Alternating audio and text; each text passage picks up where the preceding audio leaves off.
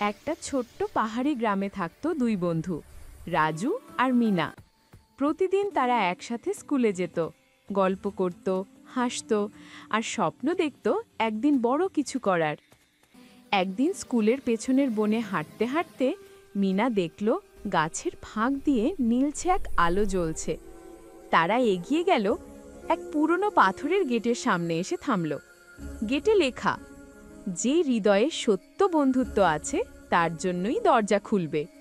তারা দুজনেই একসাথে হাত রাখল আর গেট খুলে গেল।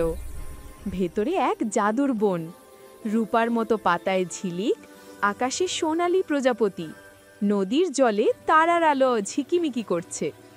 হঠাৎ এক ছোট কথা বলা শিয়াল এসে বলল, স্বাগতম, আমাদের বনের জাদু হারিয়ে যাচ্ছে, শুধু সত্যিকারের বন্ধুত্বই সেটা ফিরিয়ে আনতে পারে।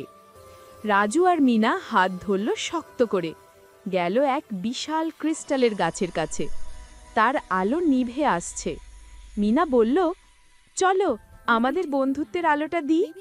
তারা চোখ বন্ধ করে মনে করল সব সুখের মুহূর্ত, হাসি, ভালোবাসা, বিশ্বাস। হঠাৎ গাছটা আলোকিত হয়ে উঠল, সারা বন আলোয় ভরে গেল।